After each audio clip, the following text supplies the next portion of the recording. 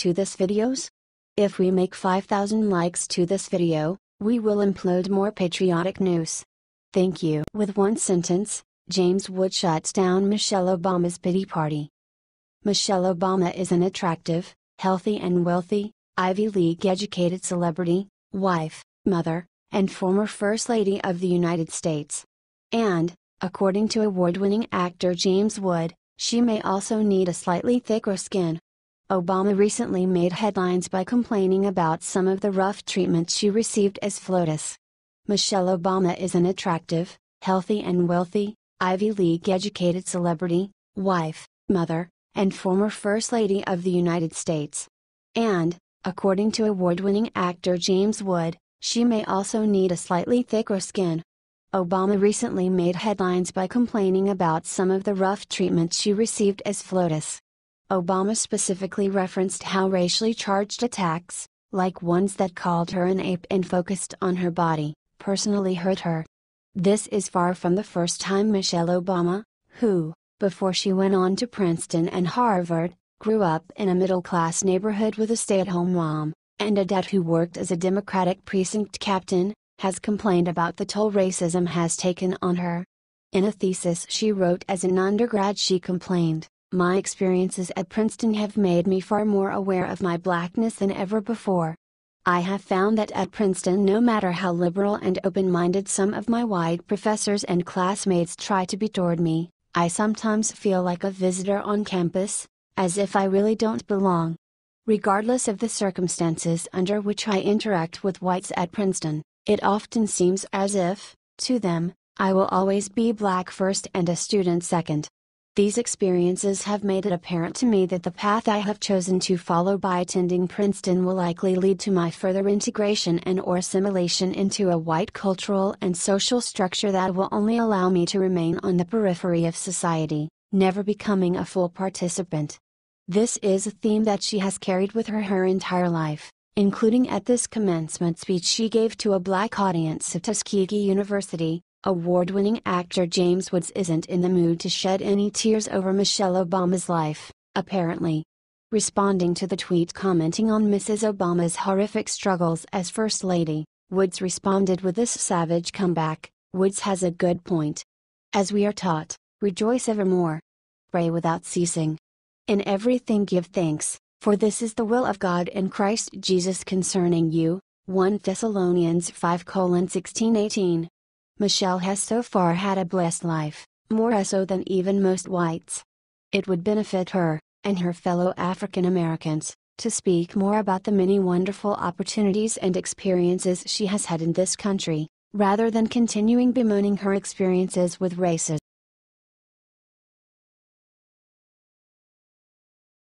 Career over Kaepernick angry that nobody wants him. What's your response? All throughout last season, San Francisco 49ers quarterback Colin Kaepernick made a spectacle of himself. Now he's complaining that no one wants to hire him. According to several different outlets, Kaepernick, who is now a free agent for the first time in his career, is getting the cold shoulder from the league's many organizations. One anonymous AFC general manager chalked Kaepernick's cold reception up to three things: 1. He can't play at a high-performance level anymore; 2. Owners fear his presence will cause a backlash among the fan base; and 3. Owners and organizations simply hate him. Expanding on the third point, the unnamed AFC general manager said, "They, the NFL owners, want nothing to do with him. They won't move on. They think showing no interest is a form of punishment. I think some teams also want to use Kaepernick as a cautionary tale to stop other players in the future from doing what he did." Beginning during the preseason, Kaepernick began kneeling or sitting during the playing of the national anthem. When this disrespect was noticed, Kaepernick was all too eager to explain himself to the media. Kaepernick essentially parroted the verbal garbage of Black Lives Matter in protesting against racial discrimination and police brutality, via CBS News. Kaepernick further highlighted his political ideology by attending press conferences in outfits referencing Malcolm X and Fidel Castro. In a celebrated moment during the 2016 season, Kaepernick's public adoration of the communist dictator Castro, as someone who improved Cuba's racial relations and its literacy rate, earned him an enemy in Kiko Alonso. The Dolphins linebacker, who is Cuban American, said that Kaepernick's actions created feelings of bad blood between the two. Via the Washington Post. When Alonso sacked Kaepernick during the fourth quarter of a game that was held right after Castro's death, he became an instant hero to Americans of all stripes. One of the more underreported parts of the last year's Kaepernick drama was his relationship with Islam. Specifically, in August of 2016, conservative blogger Pat Dollard revealed that Kaepernick's social media posts indicated that he had converted, via patdollard.com. Dollard chalked up this interest in the virulently anti-American faith to Kaepernick's girlfriend, radio personality Nessa Diab. Diab, a Muslim, is known for her support of Black Lives Matter. Frankly, who cares what happens to Kaepernick?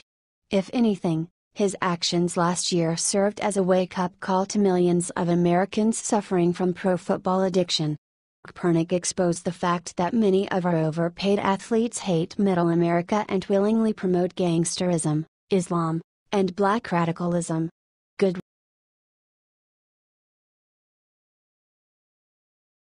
Look, could this be Scary Musai's replacement?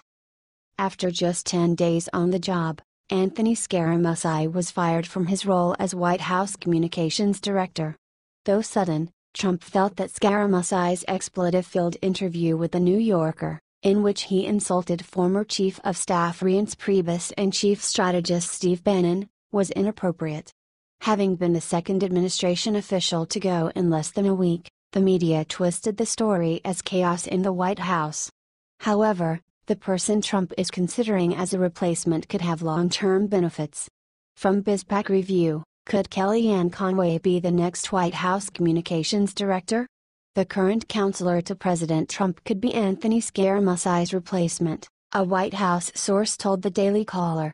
The move would be a welcome one for many Trump supporters. Supporters of both Trump and Conway have been calling for the move since before the election win.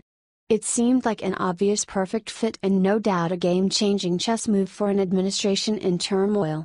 Conway, who has continued to be a visible face of the administration after serving as Trump's campaign manager, did not respond to a request for comment from the Daily Caller. Although unpopular with the left, Conway has proven herself as a valuable defender of the administration. Through multiple media appearances, she has continued to battle against many of the narratives that have plagued the White House in the early months of Trump's presidency. Conway, who is the first woman ever to lead a successful presidential campaign, would be more than qualified to fill the role. If she does, it's likely her measured demeanor will bring more long-term stability to a White House in need of just that.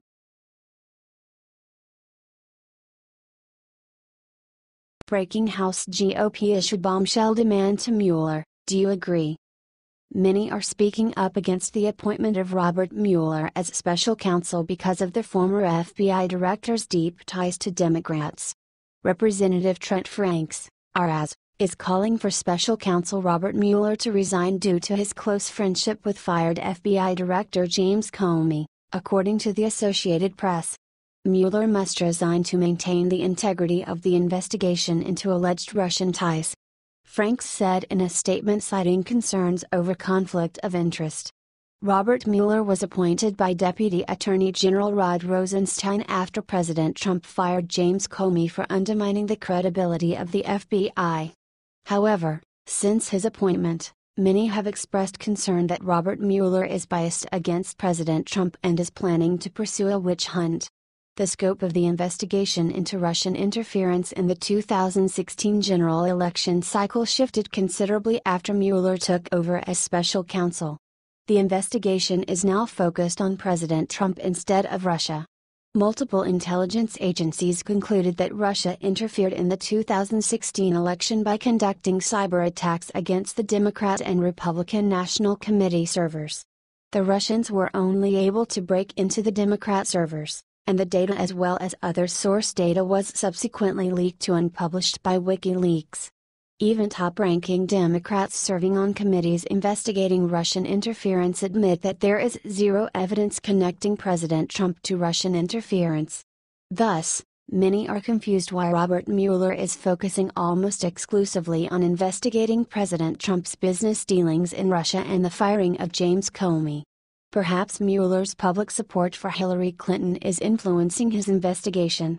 Over 99% of the political donations from the law firm that Mueller worked for before being appointed special counsel were offered to Hillary Clinton's campaign. Less than 1% of donations were directed to Donald Trump. Representative Franks is also concerned with Mueller's close and long-time relationship with James Comey, since the firing of James Comey is now central to the investigation. It is impossible for Mueller to remain impartial while investigating the firing of a close friend by a political opponent. Mueller never wanted President Trump to win, and now he is dedicated to tearing him down from the inside.